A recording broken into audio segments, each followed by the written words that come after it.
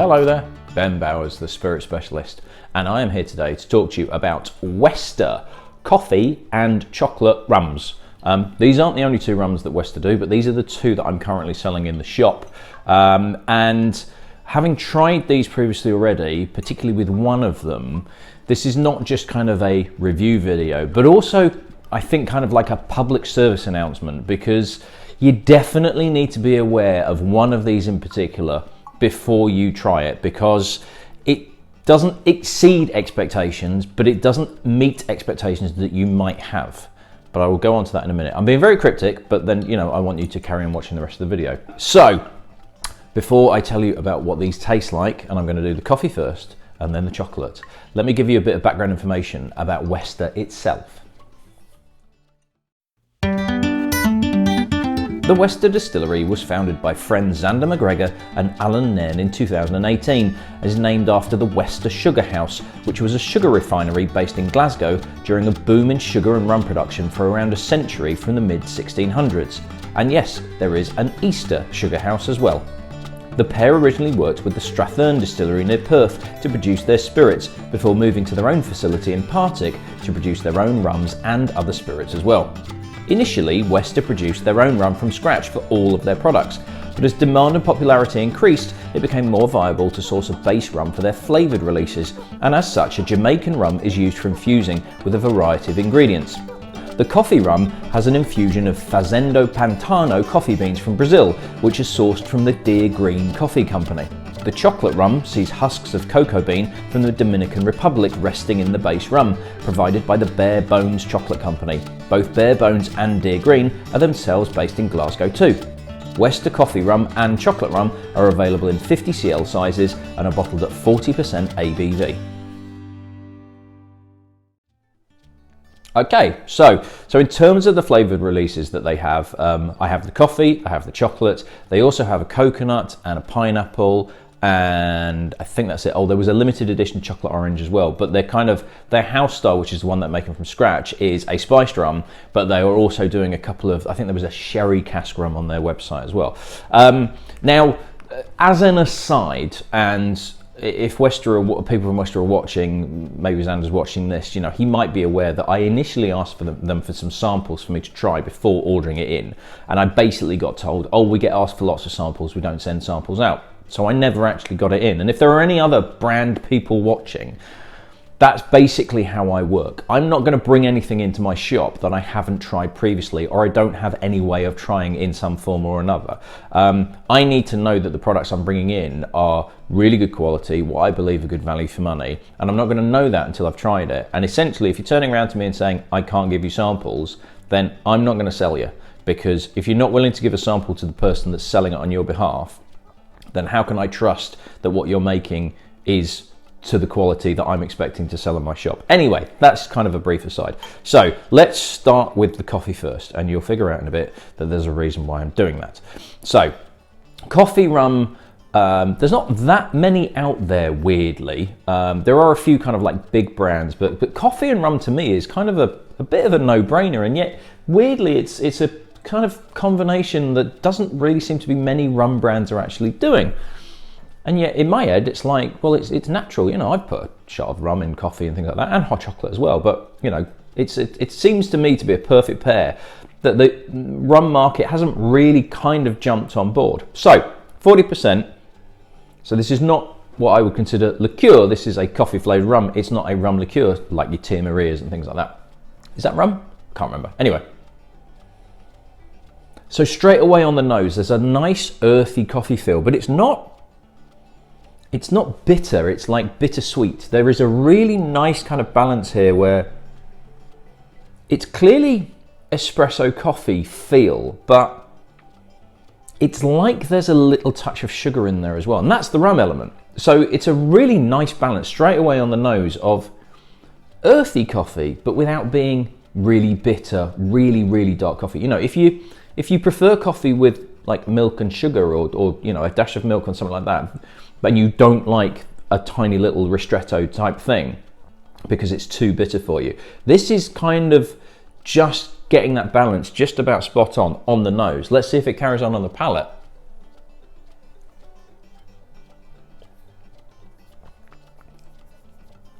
It's a little bit more bitter. And it's also accentuated by that slight funkiness from the Jamaican rum as well. But there's a really nice kind of two levels to this. I'm gonna have to take another sip.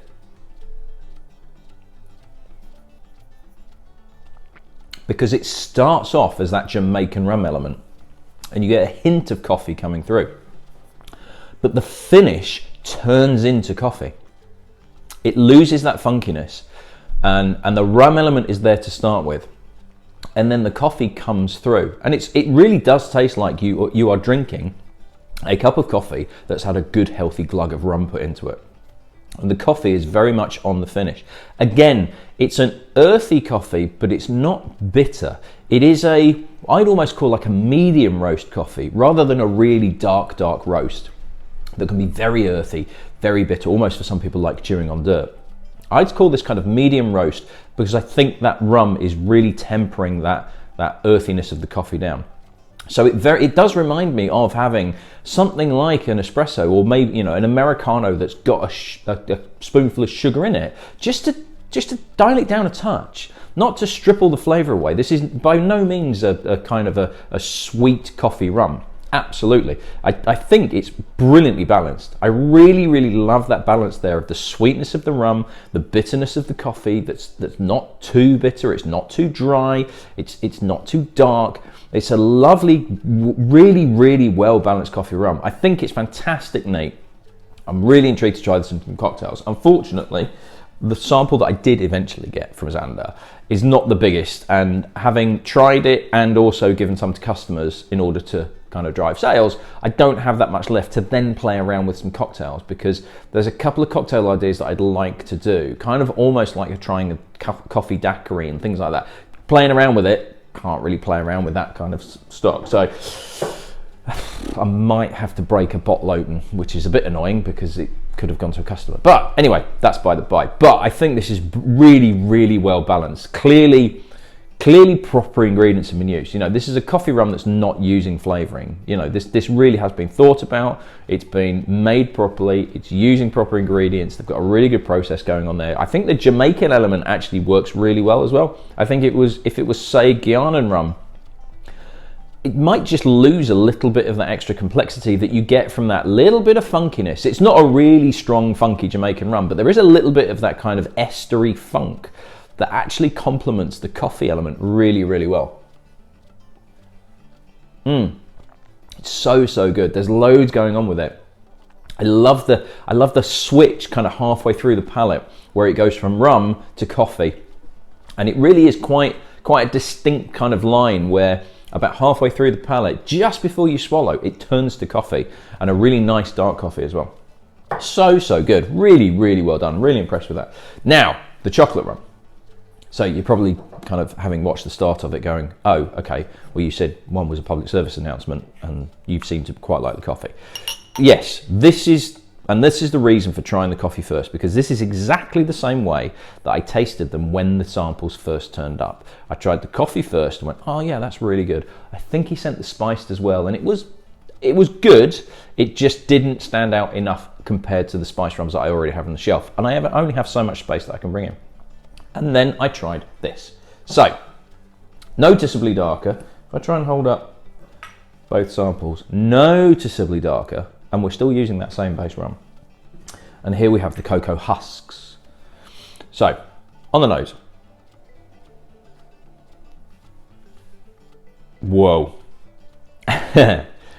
And I can still remember nosing this the first time in the shop, and I genuinely went, Jesus fucking hell. It's so out there, and it's so intense. It's really, and the best way I can describe this is dirty. It's a really dirty nose. It's earth, it's slightly manure-y. There's a kind of almost like a marine element, almost like something gone off, but in a weirdly pleasant way. But this really needs to take time. It is so intense, it is so it's a filthy smell. It really is, and that really is the best way I can describe it. But it's kind of like filthy in a good way, which you're probably thinking, how's that possible? But it's such an intense nose. It's so dark and rich and slightly kind of like, it's like a wet earth feel to it. It's so intense on the palate.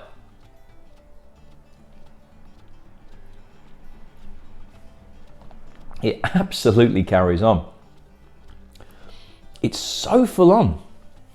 Again, earth, dark, damp earth. You've picked, you kind of, maybe even a forest floor, and it's like a wet earth, and you've literally picked up a chunk of, almost like when earth is that wet and dark and black, it looks like chocolate, but it's actually dirt, and it's kind of almost clayey. It's such an intense flavour.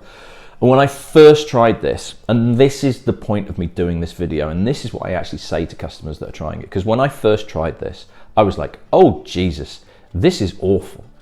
No, not getting this in, not getting this in at all. And then it took me a couple of minutes, and I ended up having to come back to it 5 minutes later, and it twigged that this is a chocolate rum. They call this a chocolate rum, okay? But this is not milk chocolate. And I've had a couple of other chocolate rums where it's been either kind of barely any chocolate at all, or they've added chocolate flavouring to it, and it ends up tasting like that crap Kinnerton chocolate that you get in £1 advent calendars, which it just tastes really artificial and fucking horrible. And kind of, well, I've had a couple of chocolate, not just rums, but a couple of chocolate spirits, where the best way I've heard them described was my wife, who said, do you remember that episode in Friends when Monica is asked to do a job for something called mocklet? And she tries it, and you don't know what mocklet tastes like. You're just watching it on an episode of Friends. But she's like, this is what mocklet tastes like. Just dreadful. This is chocolate at the other end of the scale. This is when you go to a proper chocolatier's. Not talking about Lindt or anything like that, like one of those Lindt shops. You go to a proper chocolatier's, and they give you the bar, or they give you a sample of chocolate that's 95% cocoa. 100% cocoa is so different to chocolate as we kind of know it, you know, in the general mainstream, in terms of like, not a milk chocolate, but you know, oh, it's a dark chocolate. I do like a bit of dark chocolate. It's like 75% cocoa. But when you get that 95, 100% cocoa, different ball game entirely. It's so dark and intense and bitter and earthy. Earthy is really the best way I can describe it, because there's so much darkness going on in there. And it's not something that, you know, I've seen people try it, and I've tried 100% cocoa myself, and it really your head has to get into that mindset of, no, this is a different type of chocolate, and this is what this is. This is a chocolate rum that is the extreme end of the chocolate scale, but in absolutely the best way, in terms of, this is chocolate at its purest. This is before you add sugars. This is before you add milk and everything like that, just soften it down and make it more palatable and everything like that. This is chocolate at its core, at its purest. And if you get your head into that game, all of a sudden it's like, wow, that nose is incredibly complex. There's touches of smoke going on there. There's kind of like a saltiness to it. There's almost like a marine note to it. There's so much going on. And yet there's still this chocolate feel to it as well. But it's very much underlying all these other really dark, intense notes that are coming through. And again, on the palate.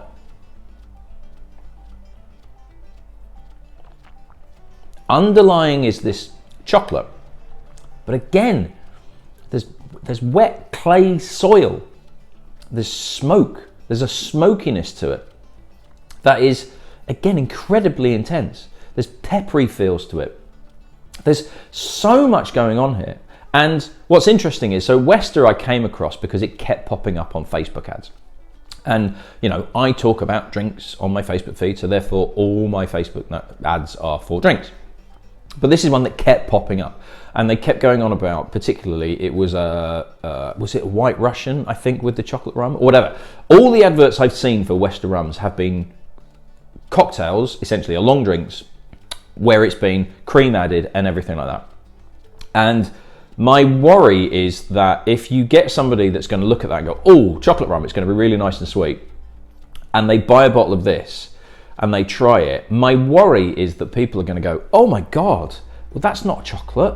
This is weird. What is going on with this? So I have it on the shelf because I think it is a brilliant chocolate rum, but it's a very specifically brilliant chocolate rum.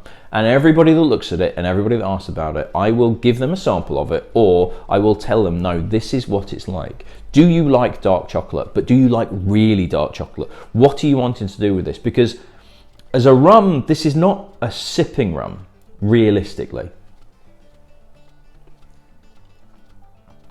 It's quite hard work to drink it, but cocktails, unbelievable. Because with all the other ingredients you get through, it does temper, it dials that kind of intensity down, but you get more chocolate flavor coming through than you would do if you'd have got a kind of relatively ordinary chocolate flavored rum, because it would have got lost with all the other ingredients. Tried some of this in a twist on an espresso martini, unbelievable. Turned it into a mocha espresso martini, but it was a dark chocolate mocha espresso martini. Just brilliant. So, you know, playing around with this, and again, unfortunately, I don't have that much left, so I might have to break into another one. But you absolutely need to be aware that this is a chocolate rum, the likes of which you will have never come across before. And it is absolutely a chocolate rum for people that like chocolate, that it is that high end of the cocoa scale. 90, 95, 100% cocoa bean, whatever it is, cocoa equivalent. Not equivalent, cocoa ingredients. You know, like 100% cocoa bar. That sort of feel. That really, really, you know, high-end chocolate at its absolute purest, which lots of people have either never tried or just don't like because it is that end of the scale. It's too intense. You know, if you like Cadbury's Dairy Milk, but you're not that keen on dark chocolate, steer clear of this. But if you do like kind of like that intense chocolatey notes that you get from kind of like those high cocoa bars, or, you know, the real intensity that you get from kind of really strong dark coffees, that sort of flavor, if you're into that sort of flavor profile, and Marmite and things like that, because there is kind of a Marmite-y note in there as well, this will absolutely rock your world. It is just unlike anything else. It's really, really fun giving it to people and kind of just saying, oh, do you want to try chocolate rum? But not telling them what this is like, because it throws them for a loop. And again, it takes 5-10 minutes for people to kind of get it. You know, initially it'll be like, what the fuck is this? This is disgusting. All right, leave it, you know, leave it a bit. Come and have a chat, that sort of thing. Right, go back and try it. But do you like dark chocolate? Do you like really dark chocolate? And then they come back to it and the kind of mindset's changed a little bit. And it's like, oh, right, I get it now. And it's really interesting seeing people kind of having to come back and then go, God, this is actually really good. It's just, your head is going, chocolate rum. It's going to be nice and sweet and, you know, milk chocolate and dairy milk and blah-de-blah-de-blah. Or maybe a dark chocolate, but it's like 70% cocoa. I like dark chocolate, that sort of thing. No, this is beyond the dark chocolate. And it's just, I love it. I absolutely love it. So both are available for sale. You can purchase them through the website, www.spiritspecialist.com. I have a little bit of sampling left. I might ask Zander, pretty please, if he could maybe send me a little bit more, because I'd like to have a bit of a play around with some cocktails as well as sharing with my customers. But what I do have, if you do want to come into the shop and try it first, and I do, if you're not sure, I do recommend trying it first if you can, absolutely. And just, you know, hopefully knowing what to expect from this might actually make the decision a little bit easier for you. So yeah, that's me done. I shall see you in the next video. Cheers.